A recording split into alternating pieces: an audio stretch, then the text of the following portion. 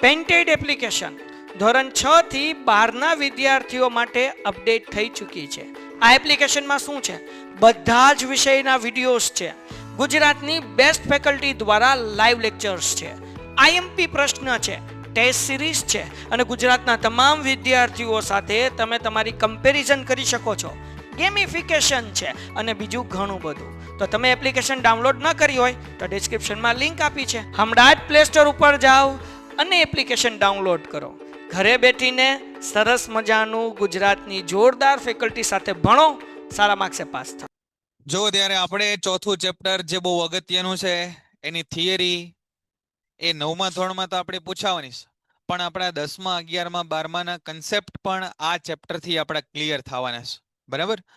તો એટલા માટે આ ચેપ્ટર બહુ અગત્યનું છે. છેલ્લે આપણે સંયોજકતા કોને કહેવાય એની થોડી ચર્ચા કરી હતી. બરાબર? કે સંયોજકતા એટલે શું થાય, સંયોજકતા કોને કહેવાય એની ચર્ચા આપણે કરી હતી. કઈ રીતે ઇલેક્ટ્રોન સંરચના લખાય, અલગ અલગ તત્વોની કઈ કક્ષામાં કેટલા ઇલેક્ટ્રોન સમાય, એ બધા નિયમો એના વિશેની ચર્ચા આપણે કરી હતી. બરાબર? અહીંયા લખ્યું છે આપણે પહેલી કક્ષામાં છે 2, 8, 18, 32 એટલા ઇલેક્ટ્રોન છે સમાય. બરાબર? પછી બધા તત્વોની પરમાણુઓની ઈચ્છા શું હોય તો કે ભાઈ અષ્ટક રચના પૂરી કરવાની. છેલ્લી કક્ષામાં 8 ઇલેક્ટ્રોન, એટલા માટે જો એની કક્ષામાં 1, 2 કે 3 ઇલેક્ટ્રોન હોય તો એ ગુમાવવાનું પસંદ કરે. પણ જો એની કક્ષામાં 6, 7 કે 8 6, 7, 5, 6 કે 7 ઇલેક્ટ્રોન હોય તો ઇલેક્ટ્રોન મેળવવાનું વલણ ધરાવે. બરાબર? આ બધી ચર્ચાઓ આપણે છેલ્લે કરી હતી. અને મને લાગે છે કે આ કોષ્ટકનું તમે રિવિઝન કર્યું છે. બરાબર ને? હા કે ના? આ કોષ્ટક હવે બધાને જાતે બનાવતા ફાવે ભાઈ? આ કોષ્ટક જે આપણે અહીંયા જોઈ રહ્યા છીએ એ હવે તમને જાતે બનાવતા ફાવે કે ન ફાવે? બોલો હા કે ના કયો? ફાવશે ને? આ કોષ્ટક અને કાંઈ ગોખવા નથી એમાં. આ કાંઈ કોષ્ટક આપણે ગોખવા નથી. બરાબર? 1 થી 18 તત્વોના નામ અને નંબર યાદ રાખવાના, કઈ રીતે એમાં ઇલેક્ટ્રોન ગોઠવાય એ બધું યાદ રાખવાનું, એટલે વાત થઈ ગઈ પૂરી. બરાબર? ચાલો, તો અહીંયા આગળ હવે આપણે આગળનો કન્સેપ્ટ જોઈએ. એનું નામ છે પરમાણવીય ક્રમાંક અને પરમાણવીય દળાંક. પરમાણવીય ક્રમાંક અને પરમાણવીય દળાંક સમજો શાંતિથી. એકદમ ઈઝી છે. બરાબર? એકદમ ઈઝી છે. શાંતિથી સમજીએ. પરમાણવીય દળાંક કોને કહેવાય અને પરમાણવીય ક્રમાંક કોને કહેવાય. બરાબર? એકવાર સમજી લેશો પછી બીજી કઈ જરૂર નહીં પડે તમારે. ચાલો અહીંયા ધ્યાન આપજો. પરમાણવીય દળાંક અથવા કોને કહેવાય, તો એની પહેલા આપણે એ પરમાણુનું બંધારણ થોડુંક યાદ કરી લઈએ કે પરમાણુનું બંધારણ કેવું હતું. તો કે સાહેબ આ પરમાણુનું કેન્દ્ર હતું, આને આપણે કીધું પરમાણુ કેન્દ્ર. આ પરમાણુ કેન્દ્રની અંદર કોણ કોણ હતા? તો કે સાહેબ પરમાણુ કેન્દ્રની અંદર ધન વીજભારિત પ્રોટોન હતા અને તટસ્થ ન્યુટ્રોન હતા. ધન વીજભારિત પ્રોટોન હતા અને તટસ્થ ન્યુટ્રોન હતા. અને એની આસપાસ કક્ષાઓમાં ઇલેક્ટ્રોન ભ્રમણ કરતા હતા. એની આસપાસ કક્ષાઓમાં ઇલેક્ટ્રોન ભ્રમણ કરતા હતા. આ રીતનું પરમાણુનું બંધારણ હતું. હવે ભાઈ અલગ અલગ તત્વો કઈ રીતે બને? આપણે કીધું hydrogen, helium, oxygen, nitrogen, sulphur, silicon, uranium, થોરિયમ, સોનું, ચાંદી, આ બધા અલગ અલગ તત્વો કઈ રીતે બન્યા? તો આપણે કીધું કે ભાઈ પરમાણુ ક્રમાંક એટલે શું? પરમાણુ ક્રમાંક તો કે પરમાણુના સમજો કેન્દ્રમાં રહેલા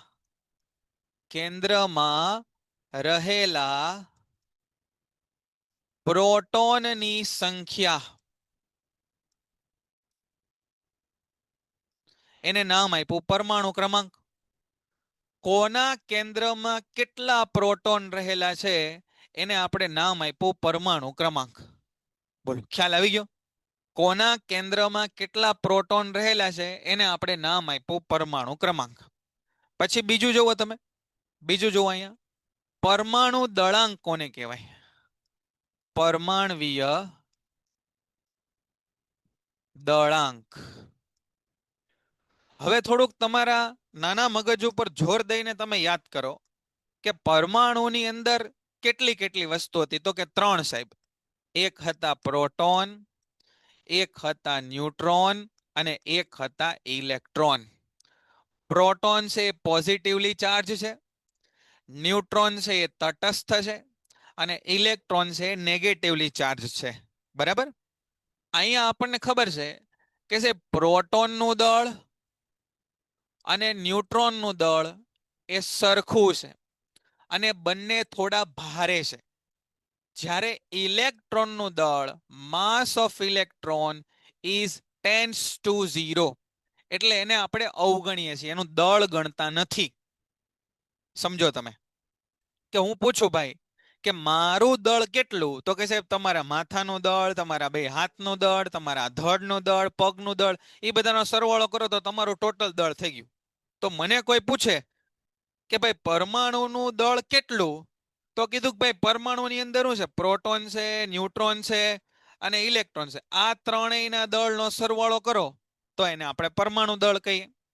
આ પ્રોટોન અને ન્યુટ્રોન એનું દળ આપણે 1 AMU લીધું છે અથવા 1 યુનિફાઈડ માસ લીધું છે. પરમાણુમાં પ્રોટોન અને ઇલેક્ટ્રોનનું દળ આપણે 1 એકમ અથવા 1 યુનિફાઈડ માસ એવું લીધું છે. તો કોઈ તત્વ તમને એવો મળે કે જેના કેન્દ્રમાં 2 પ્રોટોન હોય અને 2 ન્યુટ્રોન હોય તો એનું દળ 4 થાય. તો ટૂંકમાં પરમાણ્વીય દળાંક કોને કહેવાય, તો કે પરમાણુના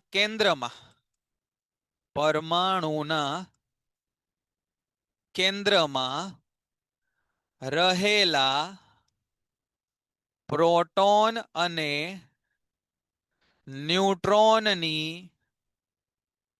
કુલ સંખ્યાને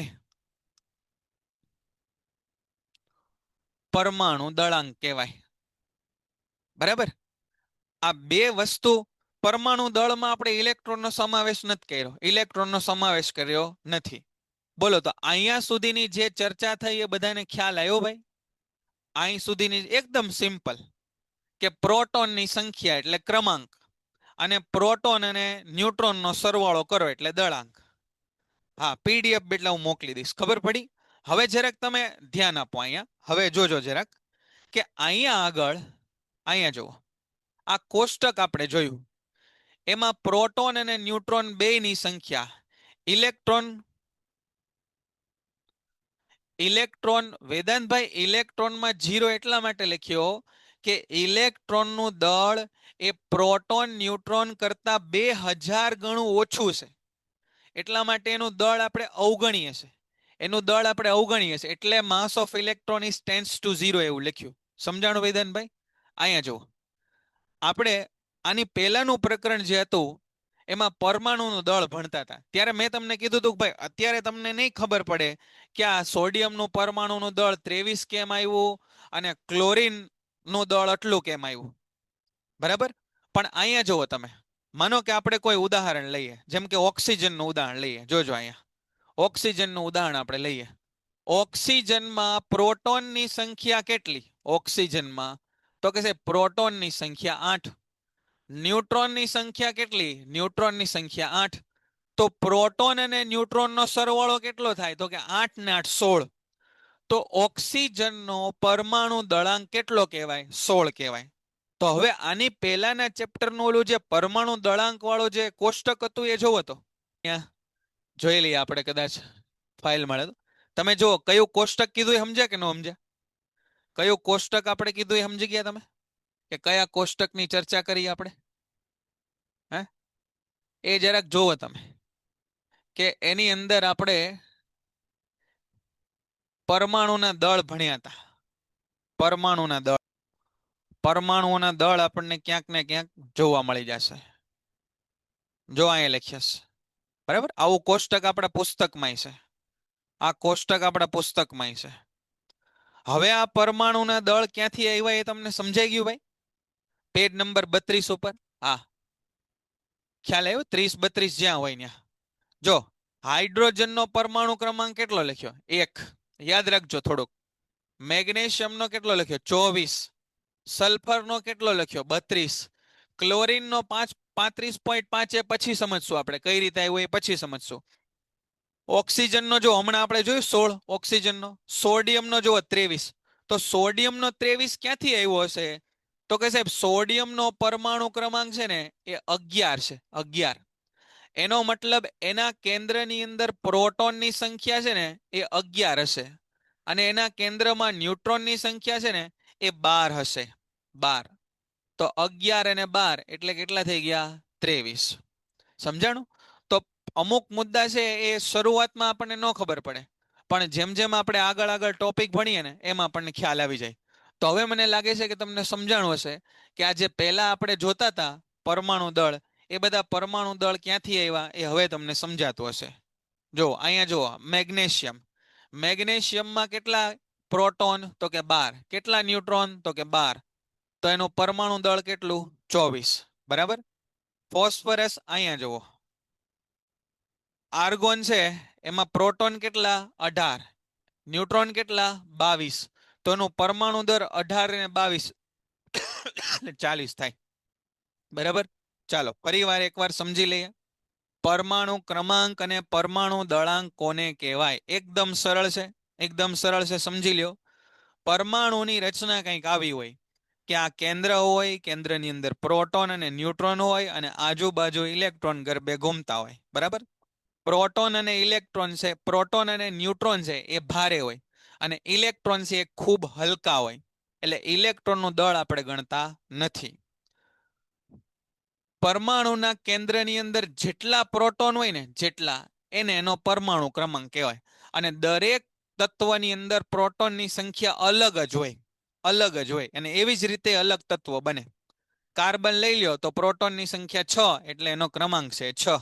ઓક્સિજન લઈ લ્યો તો પરમાણુ ક્રમાંક 8 એટલે પ્રોટોનની સંખ્યા 8. બરાબર. અને પરમાણુ દળાંક કોને કહેવાય? તો કે પ્રોટોન અને ન્યુટ્રોન બંનેનો સરવાળો કરો એ સંખ્યાને પરમાણુ દળાંક કહેવાય.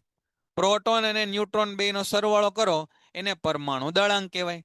ઉદાહરણ તરીકે જુઓ, હાઇડ્રોજન છે એમાં પ્રોટોનની સંખ્યા કેટલી? 1. ન્યુટ્રોનની સંખ્યા કેટલી? 0. તો 0 ને 1 એટલે એનો પરમાણુ દળ કેટલો થયો? 1 થયો. સમજાણું? હાઇડ્રોજન એકમાત્ર એવું તત્વ છે કે જેના કેન્દ્રમાં ન્યુટ્રોન નથી.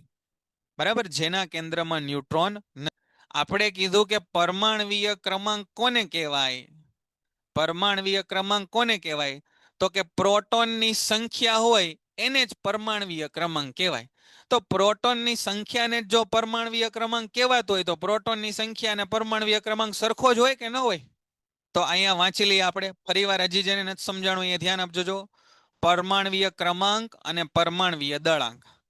બરાબર. પરમાણવીય ક્રમાંક એને આપણે Z થી દર્શાવીએ છીએ. પરમાણવીય ક્રમાંક એને આપણે Z થી દર્શાવીએ, Z. અને પરમાણવીય દળાંક એને આપણે A થી દર્શાવીએ. વાંચીએ શું લખી છે ઇન્ફોર્મેશન, વાંચો શું કહે છે. જો પરમાણવીય ક્રમાંક, પરમાણવીય ક્રમાંક કોને કહેવાય? બોલો. ઓકે ઉર્વીબેન, તમારો મેસેજ મને મળી ગયો છે. પરમાણવીય ક્રમાંક કોને કહેવાય? તો કે આપણે જાણીએ છીએ કે પ્રોટોન પરમાણુના કેન્દ્રમાં આવેલા હોય.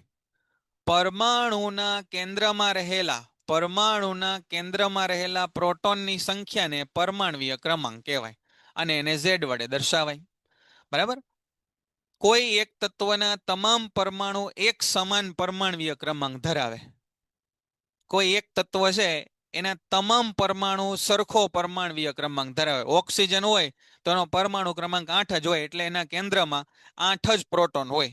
એ ઓક્સિજન તમે ભાવનગરમાંથી ઉપાડો કે અમદાવાદમાંથી ઉપાડો કે અમેરિકાના કોઈ શહેરમાંથી ઉપાડો, એનો પરમાણુ ક્રમાંક કેટલો રહે? સરખો રહે. સમાન તત્વના પરમાણુ ક્રમાંક હંમેશા કેવા હોય? સમાન હોય. હકીકતમાં તત્વોને તેમાં રહેલી પ્રોટોનની સંખ્યાના આધારે વ્યાખ્યાયિત કરવામાં આવે. જો આપણે તત્વોને કઈ રીતે વ્યાખ્યાયિત કર્યા કે આ ક્લોરીન છે, ક્લોરીન આપણે કોને નામ આપ્યું? તો કે સાહેબ જેના પરમાણુ કેન્દ્રમાં 17 પ્રોટોન મળ્યા ને એને ક્લોરીન નામ આપ્યું. સોડિયમ કોને નામ આપ્યું? તો કે જેના પરમાણુ કેન્દ્રમાં 11 પ્રોટોન મળ્યા ને એને આપણે સોડિયમ નામ આપ્યું. એલ્યુમિનિયમ કોને નામ આપ્યું? જેના કેન્દ્રમાં 13 પ્રોટોન મળ્યા ને એને એલ્યુમિનિયમ નામ આપ્યું. બરાબર. હાઇડ્રોજન માટે Z બરાબર 1 છે. હાઇડ્રોજન માટે એનો મતલબ એવો થાય કે એના કેન્દ્રમાં 1 પ્રોટોન હશે. કાર્બન માટે Z બરાબર 6 છે. એનો મતલબ એની અંદર કુલ પ્રોટોનની સંખ્યા કેટલી હશે? 6 હશે. બરાબર. તો સરળ છે આ ટોપિક. પરમાણુ દળાંક કોને કહેવાય? માસ નંબર. પરમાણુ દળાંક.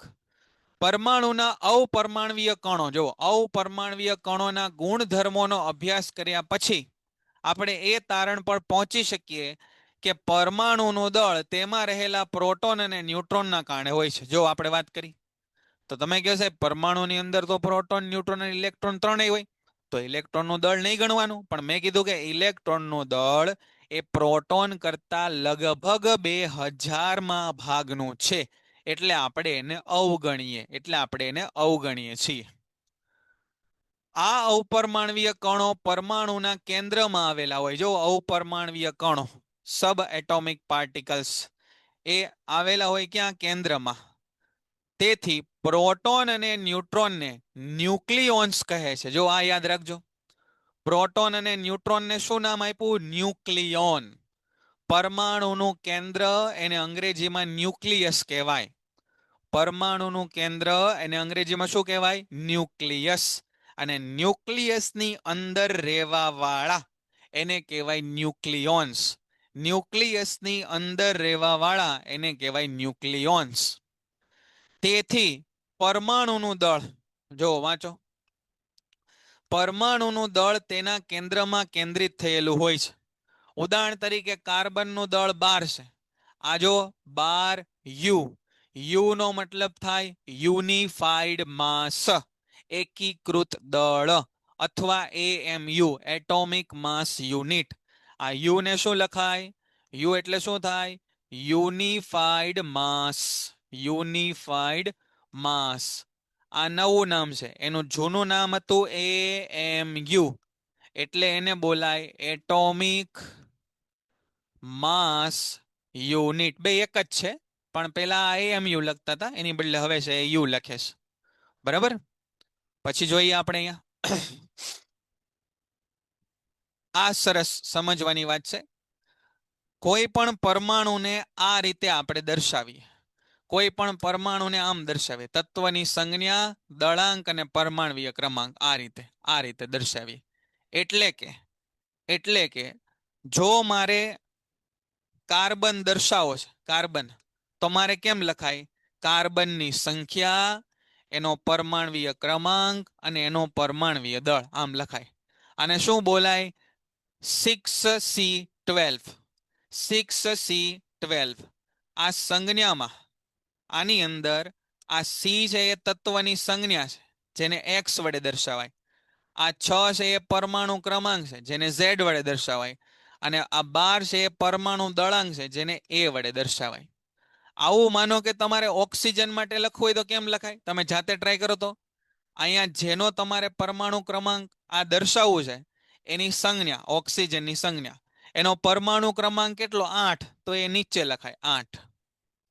એનો પરમાણુ દળાંક કેટલો? 16. તો એ અહીંયા ઉપર લખાય આમ 8O16. બરાબર. પછી માનો કે મારે સોડિયમ માટે વાત કરવી છે. સોડિયમ માટે, તો સોડિયમ માટે આમ લખાય કે આ છે સોડિયમ, તો 11 સોડિયમ. અને એનો પરમાણુ દળાંક કેટલો? 23. હવે જરાક તમે અહીંયા શાંતિથી સમજો. શાંતિથી એક વસ્તુ સમજજો અહીંયા, કે આ જે મેં લખ્યું આ તો છે સાહેબ Z. અને આ જે મેં લખ્યું, આ અહીંયા લખ્યું, એ પ્રોટોન અને ન્યુટ્રોનની સંખ્યાનો સરવાળો છે, જેનું નામ આપી દીધું મેં કેટલું? એને નામ આપી દીધું આપણે A. હવે સાંભળજો, ધ્યાનથી સાંભળજો. અહીંયા મેં 8 લખ્યા. એ 8 મને બતાવે છે સાહેબ પ્રોટોનની સંખ્યા. 8 પ્રોટોનની સંખ્યા. તો ભાઈ પ્રોટોનની સંખ્યા 8 હોય અને પ્રોટોન અને ન્યુટ્રોનનો સરવાળો 16 હોય તો તમને એવી ખબર પડે કે ન્યુટ્રોનની સંખ્યા 8 કહેવાય. ફરી વાર કહું છું, આ 8 એટલે પરમાણુ ક્રમાંક, એટલે પ્રોટોનની સંખ્યા. આ 16 એટલે પરમાણુ દળાંક, એટલે પ્રોટોન અને ન્યુટ્રોનની સંખ્યાનો સરવાળો. તો હું તમને એમ કહું છું કે આ 8 હોય, આ તમને 16 આપી દીધું, તો તમને ખબર પડે કે આ ન્યુટ્રોનની સંખ્યા. હિતેનભાઈ ધ્યાન આપજો અહીંયા, આ નામ આપણા માટે નવા છે એટલે આપણે એને યાદ રાખવા પડશે. બરાબર?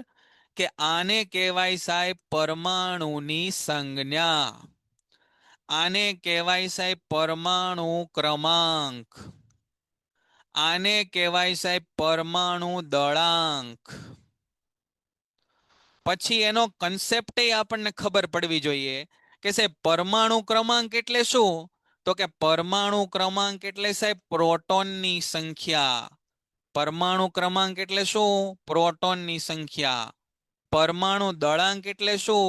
તો કે સાહેબ પ્રોટોન અને ન્યુટ્રોનની સંખ્યાનો સરવાળો. પ્રોટોન પોઝિટિવ, અહીંયા પોઝિટિવ આવશે. પ્રોટોન અને ન્યુટ્રોનની સંખ્યાનો સરવાળો, ટૂંકમાં પ્રોટોન પ્લસ ન્યુટ્રોન કુલ, એને પરમાણુ દળાંક કહેવાય. આટલું પહેલા તો આપણને યાદ રહેવું જોઈએ, આટલું પહેલા આપણને યાદ રહેવું જોઈએ. બરાબર? હા, અહીંયા ફરીથી સમજવાનું ચાલુ જ છે, એટલે અહીંયા તમે ધ્યાન આપશો તો જ સમજાશે બેટા. હજી હું એક્ઝામ્પલ આપીશ ઘણા બધા, પણ પહેલા તમે સમજવામાં ધ્યાન આપો. આટલું પહેલા તો તમને યાદ રહેવું જોઈએ કે વચ્ચે લખીએ સંજ્ઞા, નીચે લખીએ પરમાણુ ક્રમાંક, ઉપર લખીએ પરમાણુ દળાંક. પરમાણુ ક્રમાંક એટલે પ્રોટોનની સંખ્યા, આ પરમાણુ દળાંક એટલે પ્રોટોન અને ન્યુટ્રોનની સંખ્યાનો સરવાળો. આટલી તમને પહેલા તો ભાન પડી જવી જોઈએ અને યાદ રહી જવું જોઈએ.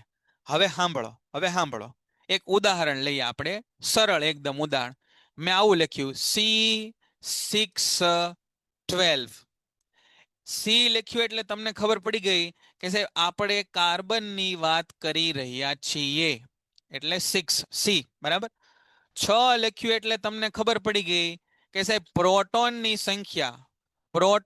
સંખ્યા છે એ 6 છે. ખબર પડી ગઈ. આ 12 લખ્યું એટલે તમને ખબર પડી ગઈ કે સાહેબ પ્રોટોન અને ન્યુટ્રોન બેયનો સરવાળો 12 છે.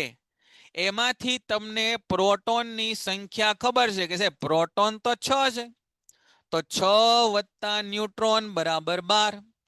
તો આ ન્યુટ્રોનને તમે કરતા બનાવો તો કેટલા થાય? આ 12 માઇનસ 6, અને 12 માંથી 6 જાય તો 6 વધે. તો એનો મતલબ કે કાર્બનની અંદર કેટલા ન્યુટ્રોન હશે? 6 ન્યુટ્રોન હશે. હજી એક આપણે જોઈ લઈએ ઉદાહરણ, જોવો જરા, કઈ ધ્યાન આપજો. હજી ઉદાહરણ જો થોડો ખબર પડે છે ભાઈ? ખબર પડી હવે કે ન પડી? અહીંયા હું લખું 1H1, અહીંયા લખું 1H1. 1H1 જવા દો ને. 13 એલ્યુમિનિયમ અને એના પ્રોટોનની સંખ્યા એ આપણને ન ખબર હોય તો આપણે જોવી પડે. એલ્યુમિનિયમ એમાં 2 13. તો અહીંયા મારે કેટલા લખવા જોઈએ? તો કે સાહેબ 26 લખવા જોઈએ. 13 Al26 આમ લખાય. આ 13 Al26 ઉપરથી આપણને શું ખબર પડી? તો કે સાહેબ પ્રોટોનની સંખ્યા કેટલી? તો કે 13. પ્રોટોન અને ન્યુટ્રોનનો સરવાળો કેટલો? તો કે 26. એમાંથી સાહેબ પ્રોટોનની સંખ્યા કેટલી છે? તો કે પ્રોટોનની સંખ્યા તો સાહેબ 13 છે. તો ન્યુટ્રોનની સંખ્યા મળી જાય? તો કે હા મળી જાય. આમાંથી ન્યુટ્રોનને કરતા બનાવો તો એ થાય 26 માઇનસ 13. તો આ ન્યુટ્રોનની સંખ્યા મળી ગઈ આપણને 13. સમજાય છે? થોડું આવું તમે તે છે યાદ રાખતા જજો કોને. કલાક રહીને બેટા આપણો 9:30 લેક્ચર પૂરો થશે. ધંધામાં થોડુંક તમે ધ્યાન આપો. સોરી 8:30. 8:30. બરાબર? હાલ લખજો તમે ભાઈ, આ લખતા જજો, હારે લખજો સાથે. 8:30 વાગે કોને. હા મનીષાબેન, તમે આટલી વખત જો આ લખવાની પ્રેક્ટિસ કરશો ને તો આ ચેપ્ટરમાં તમારે 2 માર્ક વધારે આવશે, હો ને? એટલે આ લખવાનો તમે પ્રયત્ન કરો. 1 કલાકનો આપણો લેક્ચર છે આ. ચાલો બીજું એકાદું ઉદાહરણ હું લખું. ચાલો શોધીને રાખું ઉદાહરણ. પેજ ફેરવતો, પેજ ફેરવી નાખું. ટેક્સ્ટ બુક આજે એલ્યુમિનિયમમાં ભાઈ 13 અને 14 છે. થોડી આપણે મિસ્ટેક થઈ. એલ્યુમિનિયમમાં 13 અને 14 છે પ્રોટોનની સંખ્યા.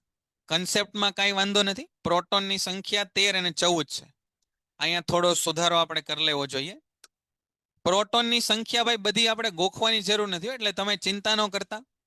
પ્રોટોનની સંખ્યા બધી આપણે ગોખવાની જરૂર નથી, એટલે તમે ચિંતા ન કરતા. એ આપણને આપેલી હશે, બરાબર, પણ મહદઅંશે એ સમાન હશે. મહદઅંશે તમને સમાન જોવા મળશે. અહીંયા પ્રોટોનની સંખ્યા છે ને 14 છે, તો 13 દુ 24 ને 27 થશે. તો અહીંયા 27, અહીંયા 27, આ 27 માઇનસ 13 એટલે અહીંયા 14, બરાબર. કન્સેપ્ટ એ જ છે, એમાં કાંઈ પ્રોબ્લેમ નથી, બરાબર. ખાલી આ બસ આપણે ધ્યાન રાખવાનું છે અહીંયા. ચાલો તો આવા ઉદાહરણ આપણે 2-4 લઈએ, બરાબર. 2-4 ઉદાહરણ આપો. તો આ એક ઉદાહરણ લખો તમે. તમે આમાં પ્રોટોન ન્યુટ્રોનની સંખ્યા મને કહેજો. પ્રોટોન ન્યુટ્રોન ઇલેક્ટ્રોનની સંખ્યા કહેજો. આપણે થોડક પ્રેક્ટિસ કરી લઈએ પ્રશ્નો. ચાલો અહીંયા હું લખું છું. આર્ગન 18 40. તમારે પ્રોટોન ન્યુટ્રોન અને ઇલેક્ટ્રોનની સંખ્યા કહેવાની છે, બરાબર. કેલ્શિયમ 20 40. તમારે છે એ પ્રોટોન ન્યુટ્રોનની સંખ્યા કહેવાની છે. 10 Ne 22, બરાબર. પછી 1H3. ચાલો આટલી આપણે જોઈએ પેલા. હા હર્ષરાજભાઈ અહીંયા ધ્યાન આપશો એટલે તમને સમજાશે. જો એટલા માટે આપણે અહીંયા 4 ઉદાહરણ લખ્યા છે. આ 4 ઉદાહરણ સમજવા માટે મોર ધેન સફિશિયન્ટ છે. આ 1 2 3 અને 4 ઉદાહરણને સમજવા માટે સફિશિયન્ટ છે. તમારે વધારે જરૂર નહીં પડે. ચાલો અહીંયા ધ્યાન રાખજો. સૌથી પહેલા જુઓ બેટા, અહીંયા તમને 18 આપ્યું છે. 18 આને આપણે નામ આપ્યું Z, અને અહીંયા આપણને 40 આપ્યું છે. એટલે પેન્ટેડ એપ્લિકેશન ધોરણ 6 થી 12 ના વિદ્યાર્થીઓ માટે અપડેટ થઈ ચૂકી છે. આ એપ્લિકેશનમાં શું છે? બધા જ વિષયના વિડીયોઝ છે. ગુજરાતની બેસ્ટ ફેકલ્ટી દ્વારા લાઈવ લેક્ચર્સ છે. આઈએમપી પ્રશ્ન છે, ટેસ્ટ સિરીઝ છે, અને ગુજરાતના તમામ વિદ્યાર્થીઓ સાથે તમે તમારી કમ્પેરિઝન કરી શકો છો. ગેમિફિકેશન છે અને બીજું ઘણું બધું. તો તમે એપ્લિકેશન ડાઉનલોડ ન કરી હોય તો ડિસ્ક્રિપ્શનમાં લિંક આપી છે. હમણાં જ પ્લે સ્ટોર ઉપર જાઓ અને એપ્લિકેશન ડાઉનલોડ કરો. ઘરે બેઠીને સરસ મજાનું ગુજરાતની જોરદાર ફેકલ્ટી સાથે ભણો, સારા માર્ક્સે પાસ થાઓ. આને કહેવાય એ, બરાબર. જેને હજી નથી ખબર પડતી એ ધ્યાન આપજો. ખબર પડે છે તમ તારે ગણો, કાંઈ વાંધો નહીં. તો આપણને અહીંયા આપ્યું છે Z બરાબર 18 અને A બરાબર 40. આ આપણને આપેલું છે. આ Z નો મતલબ થાય બેટા પ્રોટોનની સંખ્યા. પ્રોટોનની સંખ્યા કેટલા આપ્યા છે? 18. આ A નો મતલબ થાય પ્રોટોન અને ન્યુટ્રોનની સંખ્યા. કેટલા આપ્યા છે? 40. તો પ્રોટોનની સંખ્યા તો અહીંથી તમને ડાયરેક્ટ મળી જાય. ખાલી તમારે આટલું ભેજામાં ઘોસાડી દેવાનું છે કે Z એટલે પ્રોટોનની સંખ્યા અને A એટલે પ્રોટોન અને ન્યુટ્રોન બેયની સંખ્યા. પ્રોટોનની સંખ્યા કેટલી છે? તો કે 18. તો લખો અહીંયા 18 વત્તા ન્યુટ્રોનની સંખ્યા બરાબર 40. તો ન્યુટ્રોનની સંખ્યા કેટલી થાય? તો કે સાહેબ 40 ને આમને એમ રાખો, 18 ને આ બાજુ લઈ જાઓ તો -18 થાય, અને 40 માંથી 18 તમે બાદ કરી નાખો તો 18 ને 2 20 અને 20 ને 20 40 એટલે 22. તો અહીંયા આગળ આર્ગનમાં ન્યુટ્રોનની સંખ્યા કેટલી હશે? 22. બોલો સમજાણું બેટા? પહેલું ઉદાહરણ બધાને સમજાણું? પહેલું સમજાય એટલે બધા સમજાય જાય, પણ પહેલું સમજાણું? અહીં સુધી ખ્યાલ આવ્યો? સરસ. તો આવી રીતે તમે બીજું ગણશો કેલ્શિયમ માટે. Calcium 20 CA 40. અને ઇલેક્ટ્રોનની સંખ્યા કેટલી હોય બેટા? ઇલેક્ટ્રોનની સંખ્યા અને પ્રોટોનની સંખ્યા હંમેશા સરખી જ હોય, એટલે ઇલેક્ટ્રોન વળી પાછા 18 જ હશે. ઇલેક્ટ્રોન અને પ્રોટોનની સંખ્યા સરખી જ હશે, બરાબર. તો કેલ્શિયમ માટે આપણે દાખલો ગણીએ તો શું થાય? જોઉં તો અહીંયા કેલ્શિયમ માટે આપણે દાખલો ગણીએ, અહીંયા ગણીએ કેલ્શિયમ માટે દાખલો.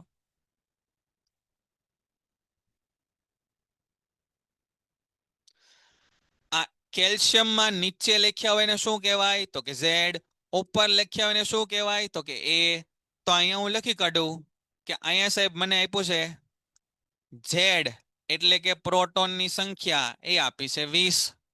A એટલે કે પ્રોટોન અને ન્યુટ્રોનની સંખ્યા એ મને આપી છે 40, બરાબર.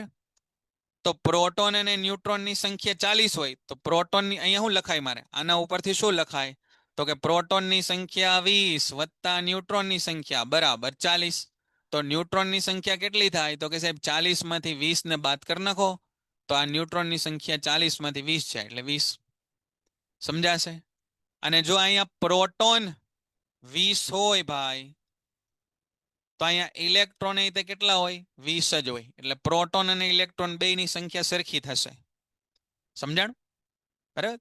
હાલ અહીંયા તમે મને કયો, ચાલો અહીંયા આગળ તમે કયો, અહીંયા આગળ પ્રોટોન અને ન્યુટ્રોનની સંખ્યા કેટલી થશે? પ્રોટોનની સંખ્યા કેટલી? એ તો દેખાય જ છે સાહેબ 10, અને ન્યુટ્રોનની સંખ્યા 12. વાહ ભાઈ વાહ, ધીરે ધીરે હવે બધાને ખ્યાલ આવી ગયો છે.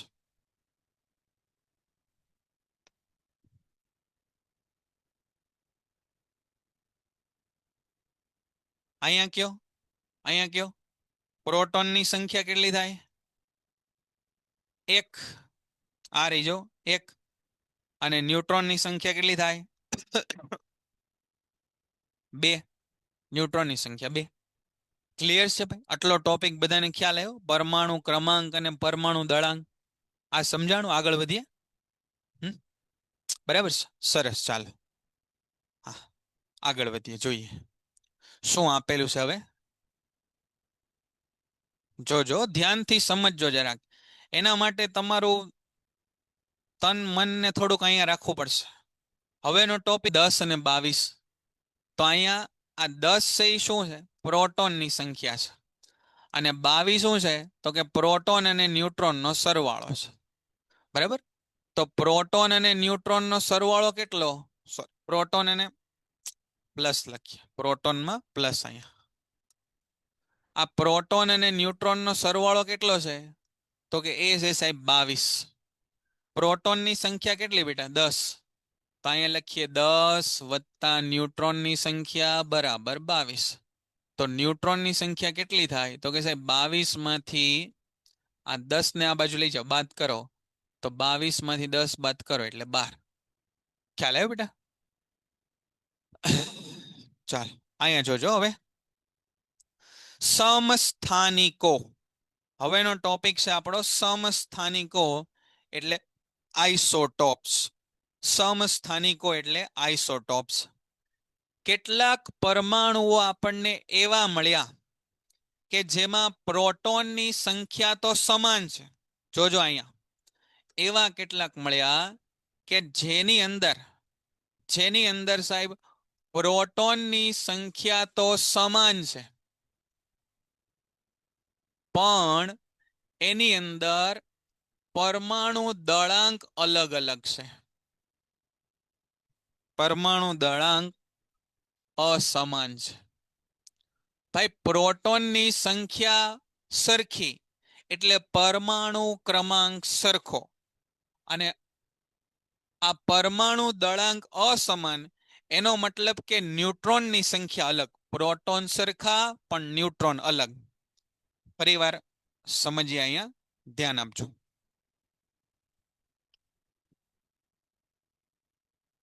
કેટલાક તત્વો આપણને એવા મળ્યા કે જેમાં સાહેબ પ્રોટોનની સંખ્યા તો સમાન મળી. પ્રોટોન સમાન, પરંતુ ન્યુટ્રોનની સંખ્યા અસમાન. આને બીજી ભાષામાં શું કહેવાય? તો આને બીજી ભાષામાં આવું કહેવાય કે સાહેબ એવા તત્વો કે જેમાં પરમાણુ ક્રમાંક એ સમાન હોય પરંતુ પરમાણુ દળાંક એ અલગ હોય. આવા તત્વોને એકબીજાના સમસ્થાનિકો કહેવાય. આવા તત્વોને એકબીજાના સમસ્થાનિકો કહેવાય. આને નામ આપ્યું આપણે સમસ્થાનિકો. સમસ્થાનિકો, આઇસોટોપ્સ. આઇસોટોપ્સ કોને કહેવાય સમસ્થાનિકો? જો અહીંયા આપણને 3 પ્રકારના હાઇડ્રોજન મળ્યા છે. 3 પ્રકારના હાઇડ્રોજન મળ્યા. એક મળ્યો આપણને 1H1, બીજો મળ્યો આપણને 1H2 અને ત્રીજો મળ્યો આપણને 1H3. આ ત્રણેય હાઇડ્રોજન જ છે. કેમ કે ત્રણેયનો પરમાણુ ક્રમાંક કેવો છે? સરખો, 1 1 અને 1. એટલે જ તે અહીંયા H અને H લખાય. પણ અહીંયા પરમાણુ દળાંક અલગ અલગ છે. હવે જો આના પહેલાના ટોપિકમાં તમે 5 પૈસાનું ધ્યાન આપ્યું હશે તો તમને ખબર પડી ગઈ કે સાહેબ જો અહીંયા ઉપરથી મને એવું ખબર પડી કે Z એટલે કે પ્રોટોનની સંખ્યા એ અહીંયા 1 છે. આ 1 એટલે કે પરમાણુ દળાંક એટલે કે પ્રોટોનની સંખ્યા અને ન્યુટ્રોનની સંખ્યા એનો સરવાળો પણ 1 છે. પ્રોટોનની સંખ્યા 1 વત્તા આ 0 બરાબર 1. તો અહીંયા ન્યુટ્રોનની સંખ્યા 1 માંથી 1 બાદ થાય એટલે 0. તો એક પ્રોટોન અને ન્યુટ્રોન એક પણ નથી. એવો હાઇડ્રોજન પણ કુદરતમાં અવેલેબલ છે. પછી અહીંયા આગળ તો કે સાહેબ પ્રોટોનની સંખ્યા કેટલી? તો કે પ્રોટોનની સંખ્યા સાહેબ 1. અહીંયા જુઓ પ્રોટોન અને ન્યુટ્રોનનો સરવાળો કેટલો સાહેબ? તો કે પ્રોટોન અને ન્યુટ્રોનનો સરવાળો 2. પણ પ્રોટોન તો કેટલા છે? 1. તો અહીંયા લખાય 1 વત્તા ન્યુટ્રોનની સંખ્યા બરાબર 2. તો ન્યુટ્રોનની સંખ્યા કેટલી થાય? તો કે આ 2 ના 2, આ 1 જમણી બાજુ જાય તો -1 થઈ જાય. તો આ થઈ ગયું ન્યુટ્રોનની સંખ્યા 2 માંથી 1 જાય તો 1. અને અહીંયા તમે આવી રીતે સમજી શકશો કે સાહેબ પ્રોટોનની સંખ્યા કેટલી? તો કે 1 અને ન્યુટ્રોનની સંખ્યા કેટલી? તો કે 2. તો આ ત્રણેય હાઇડ્રોજનને એકબીજાના સમસ્થાનિકો કહેવાય. આ ત્રણેય હાઇડ્રોજનને એકબીજાના સમસ્થાનિકો કહેવાય. એમાં આને કહેવાય પ્રોટિયમ, આને કહેવાય ડ્યુટેરિયમ અને આને કહેવાય ટ્રિટિયમ. પ્રોટિયમ, ડ્યુટેરિયમ અને ટ્રિટિયમ. સમજાણું? આ થોડો ખ્યાલ આવ્યો ભાઈ? સમસ્થાનિકો કોને કહેવાય? બોલો, સમસ્થાનિકો કોને કહેવાય? સમજાણું? કે જેનો પરમાણુ ક્રમાંક સમાન હોય પરંતુ પરમાણુ દળાંક અલગ અલગ હોય એને સમસ્થાનિકો કહેવાય. એને સમસ્થાનિકો કહેવાય. સમજાણું બેટા? હે ને? જો વાંચો અહીંયા. પરમાણુ ક્રમાંક સરખો, પ્રોટોનની સંખ્યા સરખી અને પરમાણુ દળાંક અલગ અલગ એને સમસ્થાનિકો કહેવાય. આવા સમસ્થાનિકોના ઉદાહરણ આપો એવું પૂછાય. જો અહીંયા પ્રોટિયમ, ડ્યુટેરિયમ અને ટ્રિટિયમ. હાઇડ્રોજનના 3 સમસ્થાનિકોના નામ પ્રોટિયમ, ડ્યુટેરિયમ અને ટ્રિટિયમ. પ્રોટિયમને પ્રોટિયમને H વડે દર્શાવાય, ડ્યુટેરિયમને D અને ટ્રિટિયમને T થી દર્શાવવાનો રિવાજ છે. આ કાર્બનના 2 સમસ્થાનિક, કાર્બન 12 અને કાર્બન 14. કાર્બન 12 અને કાર્બન 14. આ ક્લોરીનના 2 સમસ્થાનિક, ક્લોરીન 35 અને ક્લોરીન 37. શું તમે મને કહી શકશો કે ક્લોરીન 35 અને ક્લોરીન 37 માં અનુક્રમે ન્યુટ્રોનની સંખ્યા કેટલી હશે? ચાલો ગણીને મને કહો કે ક્લોરીન 35 અને ક્લોરીન 37 માં હા, પીડીએફ મૂકી દઈશું બેટા. ન્યુટ્રોનની સંખ્યા અનુક્રમે કેટલી હશે બેટા?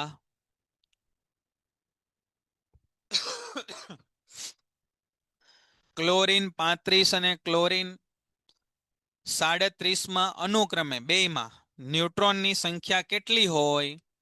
તો કે જો સાહેબ, આમાં ન્યુટ્રોનની સંખ્યા કેટલી હોય? તો કે 35 માઇનસ 17. 17 માંથી તમે 35 કાઢો એટલે 17 દુ 34 ને 1 35 એટલે 18 હોય આમાં. અને અહીંયા કેટલી હશે?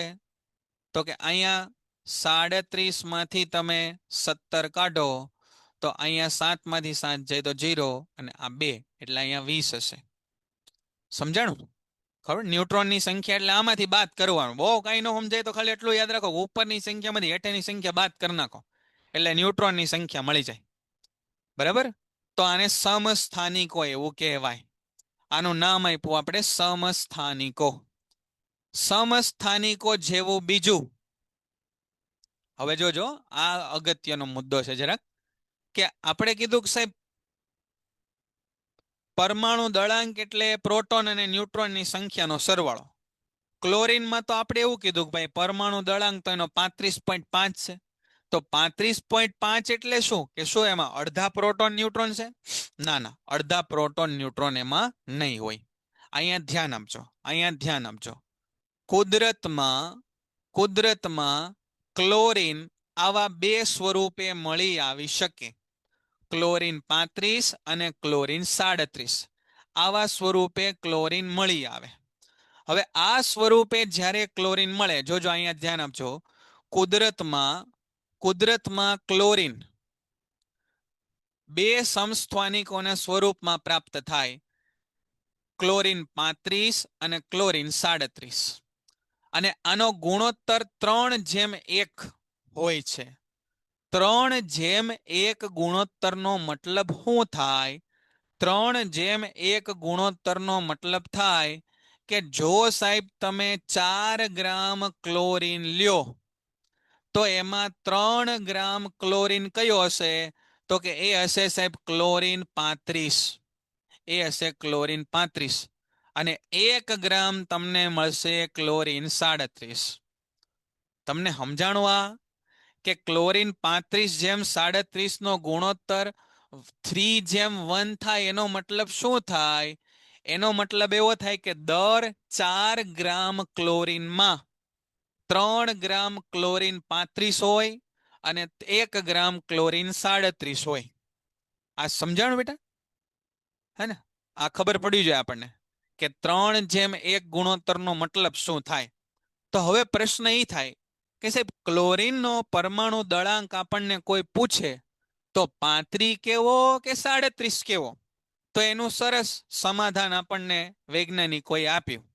એણે કીધું કે જુઓ, અહીંયા તમે જુઓ, તમને જો થોડોક ખ્યાલ આવે તો આને બે રીતે ગણી શકાય. જોજો, 3:1 એટલે 75% ને 25% કહેવાય. બરાબર? 75% ને 25%.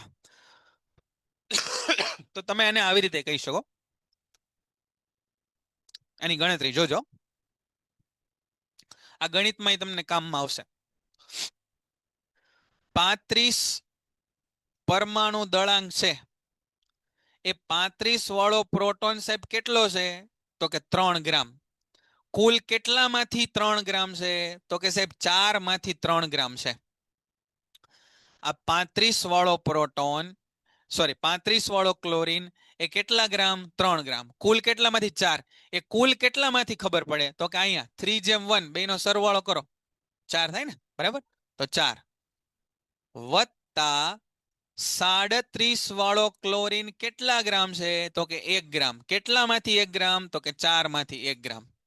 અને આનો જે જવાબ આવે એને સરેરાશ દળાંક કહેવાય. પરમાણુનો સરેરાશ દળાંક કહેવાય.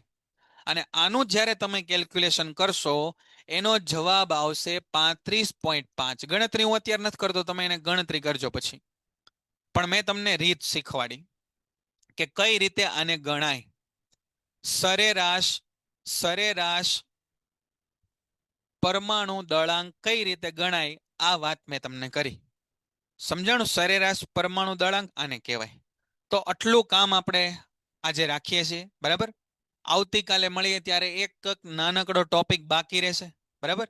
એ ટોપિક પૂરો થાય પછી આપણે નવું ચેપ્ટર શરૂ કરશું. કયું શરૂ કરવું એ હું તમને આજે મેસેજ અથવા વિડીયો નાખીને જણાવી દઈશ. બરાબર? તો આટલું કામ આપણે આજે રાખીએ. બરાબર? ઘરકામમાં જેટલું આપણે આજે સમજ્યા છીએ એ બધું વ્યવસ્થિત એક વાર સમજીને લખવાનું છે.